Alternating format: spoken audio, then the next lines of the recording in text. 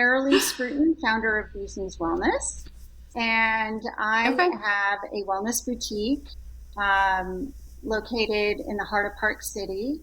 And I opened the boutique, um, you know, kind of as a hobby. I've always been very interested in holistic health, and everything we carry is hemp derived. And I decided to create my own brand, and here we are with Knees Wellness. The purpose for creating the brand is I felt like I wasn't seeing the kind of products I wanted to see in the marketplace. So they're very clean and efficacious, and I totally stand behind everything that we do, and I wouldn't have it any other way. And today I'm delighted to have as our guest Dr. Adrienne Knorr. He is a naturopathic doctor out of Lake Oswego, Oregon. I hope I pronounced that correctly. And it's my understanding you focus in on women's health. Yes. You see patients in person as well as by telemed. So you have a very broad-reaching scope, which is amazing. The other thing about Dr. Nord that I just love is her podcast series called Yes. Sassy Speculum.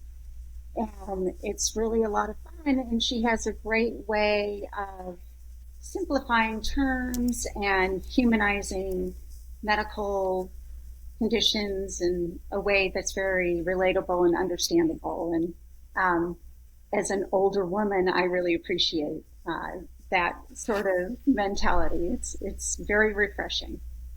And yeah, no, yeah, I was going to say, please tell us more. Tell us how I think, you went down the oh, go ahead. naturopathic Sorry. road. Yeah.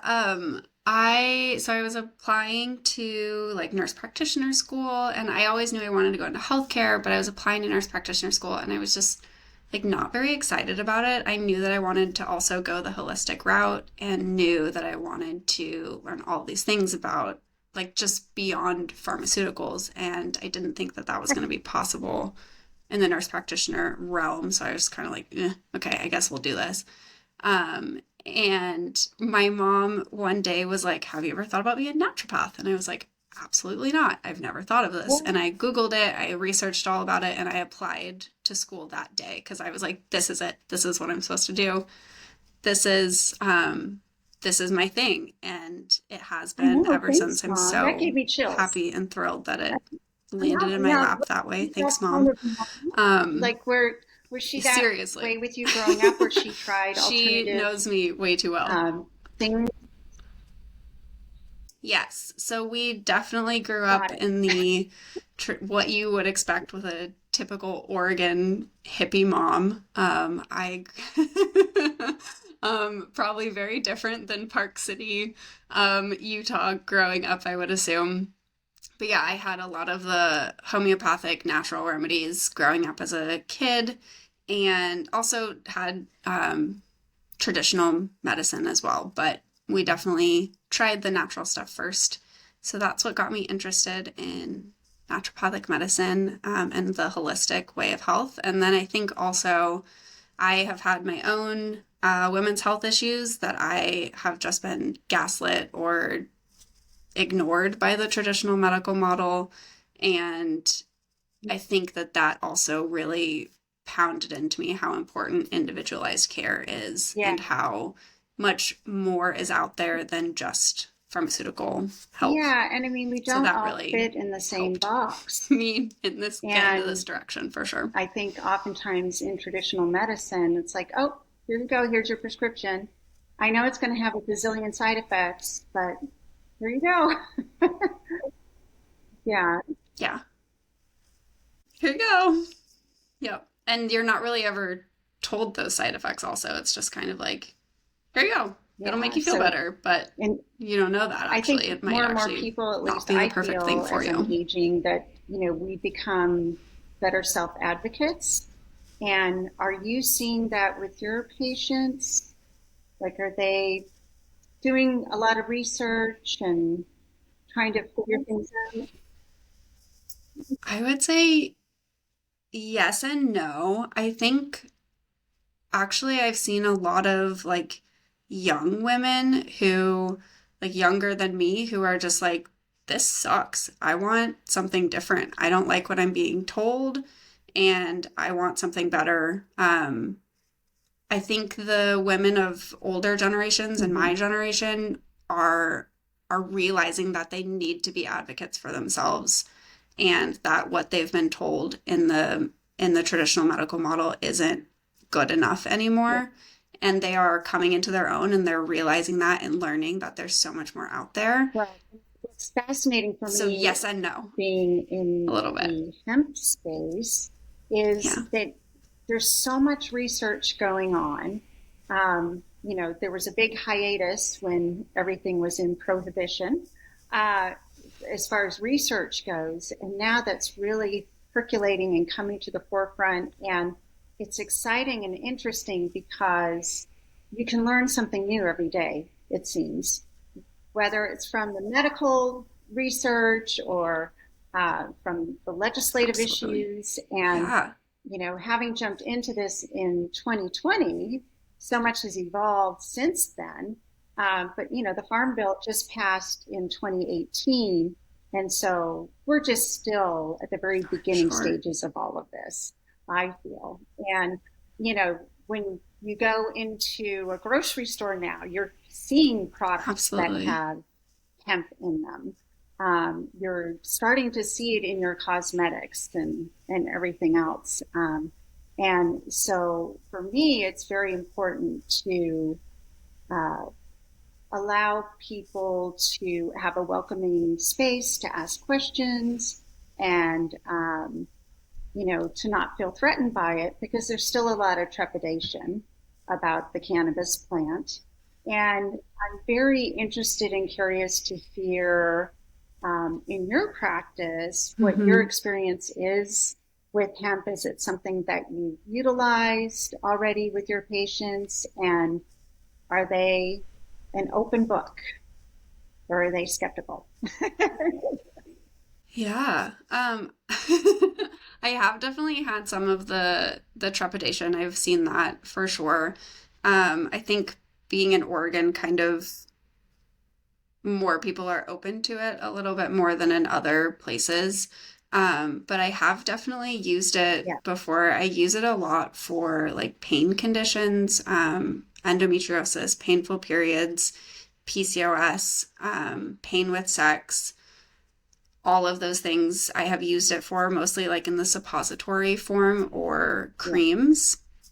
I've also used it for anxiety, um, having a little bit more Yeah, that's stable mental wonderful. And, health. and just what you Those are just probably now the biggest said, things it that I've used it for illustrates the in my practice. multi ways that it can be helpful, whether it's from, something psychological, whether it's topical, or, you know, ingestible, Hmm. what have you, pain management and whatnot. It's just a fascinating way to help with symptoms and to help with anxiety and things of that nature without having a tremendous amount of side effects. Absolutely. And that's one thing I really, really love about it is that it doesn't have side effects. It's so well tolerated and, or does it have many side effects? But most people really tolerate it well. And if you don't tolerate one version of it, you can try it different. You can try a topical or a tincture or something. I think that Yes, that's a and then really we amazing call aspect it of CBD stacking, is that there are where so you're many different using one versions product and to then try. adding another on top of it and that type of thing, and that's really fun. But all of this is just a big education for people. And Hmm. what I found really fascinating as I started going down this road is that our body has this tremendous endocannabinoid system where we produce cannabinoids. And so they have, your endocannabinoid system. This was only Hmm. discovered a few decades ago. That's another fascinating thing to me. And all mammals have Really an recently, yeah. ECS. So that's why you see pet products with hemp and CBD, because it can work for them as well. and back in the day, cattle used to actually graze on it.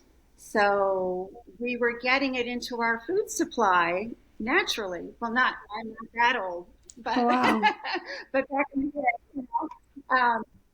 Yeah. Yeah. And then I just saw something where they're Humans in considering putting general. it into the feed again for bovines and whatnot. So that could be really, really interesting. Wow. The thing about CBD is it helps fight inflammation, and Yeah. you know, if it can bring us back into balance, then why not?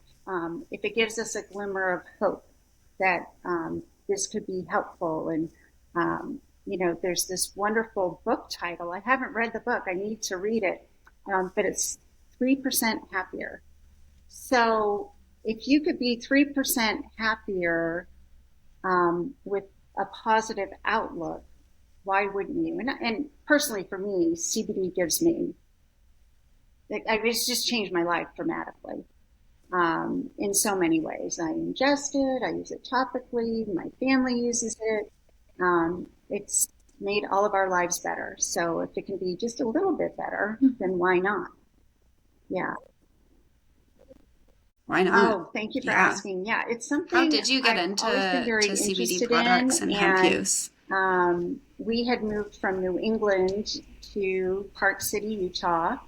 And we were looking at different types of consumer facing businesses that we could get involved in. And one day, just from having other friends in the cannabis space and whatnot, it evolved into this CBD wellness boutique.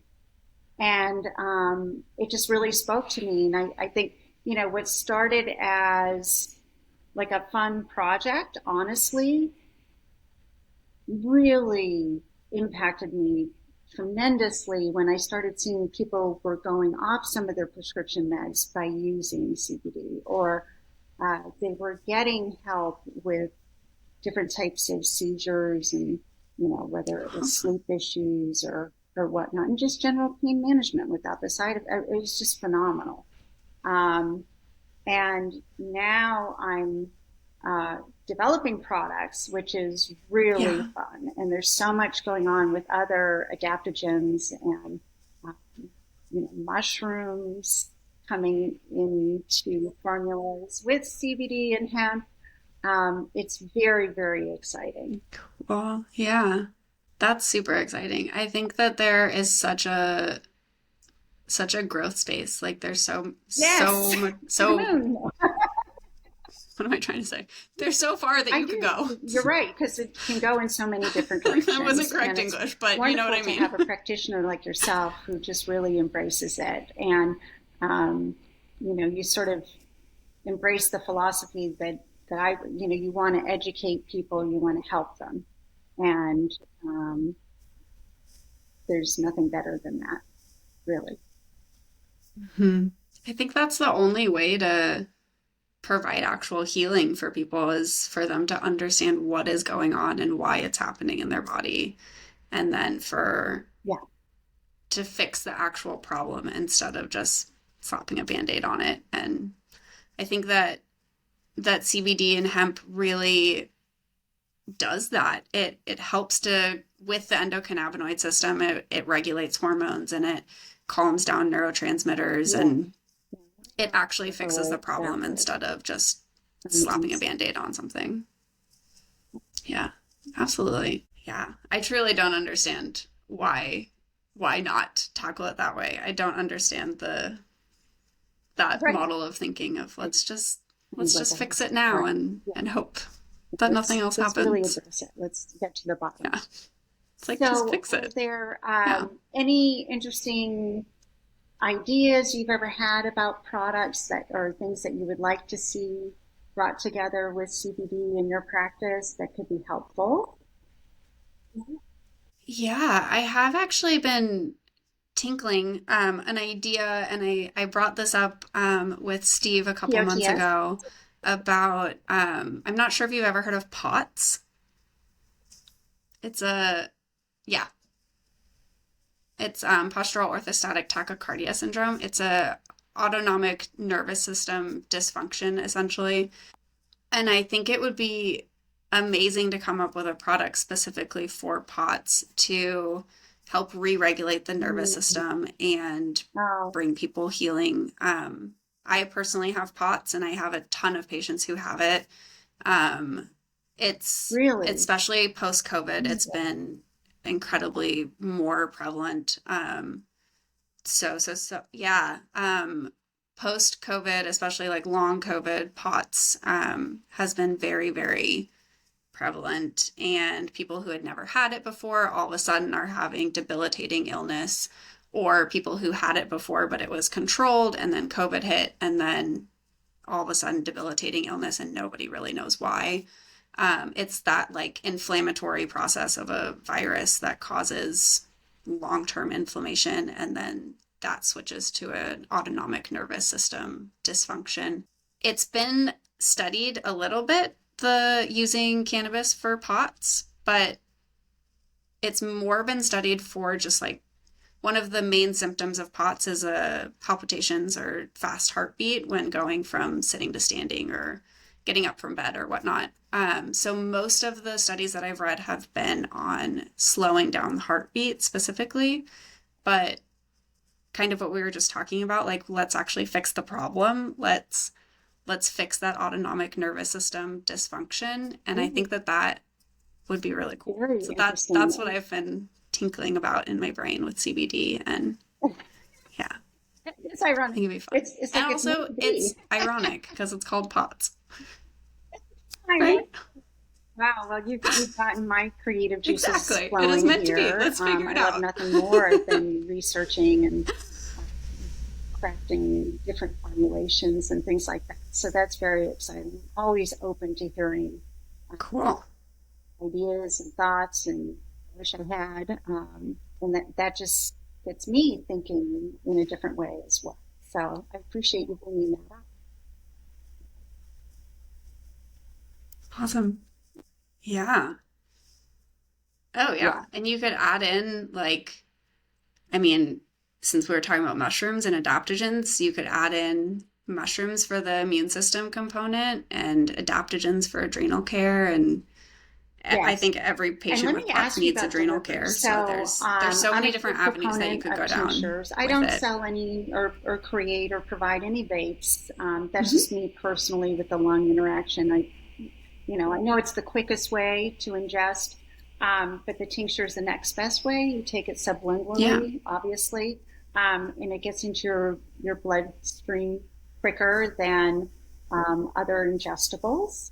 Are you finding that your patients, Hmm. I don't even know if you're Hmm. working with tinctures at this point, but would they be open to that, or are they looking for, I want something to throw in my pill box? I think they would be more Oh, open to yeah. a tincture than Well, pills. to put Most down of my my patients are throat. like, Yeah, please don't give me another pill. I know. I get heartburn now when I Please take don't my give me another supplements. supplement. Please. Yeah. So Yeah. they're getting stuck. Oh, that's awful imagery here. Yeah, because there's so But many. yeah, the other Yeah. beautiful thing about tinctures, of course, is you can really manage and modify the dosing because, you know, my endocannabinoid system is very different than yours. And so for me, if I take 50 milligrams of CBG in the Absolutely. morning, that's just right for me. And then I'll take something else in the afternoon and so on. But, for your patients, there's that period where they have to adjust and modify the dosing. And I think that's one of the things you really do have to give it a good college try. You need to stick with it for a couple of weeks at least, I find. Yeah. Um, you know, the best thing is when people put it into their daily routine. Um, you know, so Yeah. I think with any, at least from my experience, most supplements and herbs and natural treatments, the longer you do it, the better Right. the results. If you're Right. just doing something here and And the there, other thing, we it's talked gonna hit and earlier miss about because you're 3% hit and missing healthier, with it whatever. essentially. Like some people try CBD, and they say, "Oh, it didn't work for me." And then I always like to ask, "Well, what were you taking?" And they might, cite a brand or something, but there's thousands of brands. Um, but like, how much were you taking? Was Mm-hmm. it a full spectrum product? Was it broad spectrum? Was it an isolate? Um, how many milligrams? What was the strength of it? So there's a lot of nuance to it. Yeah. Yeah, yeah, Oh, absolutely. I'm Can you happy describe to. that I'm happy nuance? Like, what is you're full spectrum asking. versus Yes. broad spectrum? And So because I don't know the that. plant itself has over 100 beneficial components to it. And let's talk cannabinoids. So there's THC and CBD are the two dominant cannabinoids, but there are like 100 more. And there are terpenes and flavonoids, and they're all beneficial as well. And so when you have, you've probably heard of CBN and CBG and THCV and Delta 8 and Delta 9, those are all different cannabinoids. So when you're Mm-hmm. using every single part of that plant, that's considered full spectrum. So you're getting the benefit of everything, including just the trace amount of THC. So to be federally Okay. legal hemp, it's the cannabis sativa plant that's grown with a very small amount of THC. It can't have more than 0.3%. Whereas regular marijuana cannabis sativa has tons of THC and not so much of all the other beneficial cannabinoids. So if you look at it that way, Yeah. so imagine full spectrum, it has all these hundreds of things. And then broad spectrum has everything except the THC. So that's for people who really are adamantly opposed to any kind Okay. of THC, even though it wouldn't get them high in that trace amount. Um, or if they have a job or something where they could potentially be tested. Um, but the thing I'd Mm-hmm. like to also draw people's attention to is different manufacturers consider broad Okay. spectrum in different ways. It could just be an isolate, which is the next term. An isolate is just that single cannabinoid without any other terpenes, flavonoids, or other cannabinoids. And that just gives you a high concentration of that particular item. Okay. Those are the three types. But with broad spectrum, what we've been seeing is, like for me, a true broad spectrum is everything minus the THC. Others might call an isolate with a few of the cannabinoids added back in also as broad spectrum. So, you know, there's a little bit of a fine line. And yeah. And so I think for a Okay. consumer to There's wiggle ensure they're room. getting a really good, viable product, you've got to look at the labels. Your label has to have a link, the QR code or whatnot, a link to the certificate of analysis on the badge of the item that you're considering. And that certificate of analysis will show you exactly what's in it. If there is THC, what's the percentage? It also should show you what's not in it, like pesticides and other chemicals and things like that. So those things are really, really important for the consumer. And I suggest you don't go to the gas station to buy your seed. Just saying. Okay. Yeah. So Yes, I would probably agree with that. Yeah. Um, what would you recommend for just like general like endometriosis? gosh, I Which of suffered those with would do you think would be best for endometriosis like and the I do lowering remain suffer inflammation and the pain in my control? late 20s. And fortunately, I was able to get the treatment and I had children and, so I was very fortunate. It was just debilitating pain. And I wish I'd known to turn to hemp back then, but I couldn't, it wasn't allowed back then. Yeah. But for chronic conditions like that, you want to fight the inflammation as best as you can. And my recommendation would be for a person to um, Mm-hmm. a full spectrum tincture or a CBG tincture, which is also really beautiful at fighting inflammation and it's neuroprotective and whatnot. Or a broad spectrum tincture that has all these other things in it. I would recommend being on a regular routine on a daily basis. And, for instance, my routine, I have a lot of different things going on in my life. Obviously not suffering with the endometriosis anymore, but I do have other inflammatory, I have Graves' disease and I have, arthritis and all this other stuff. But I take a tincture in the morning. Mm-hmm. Well, thank you so much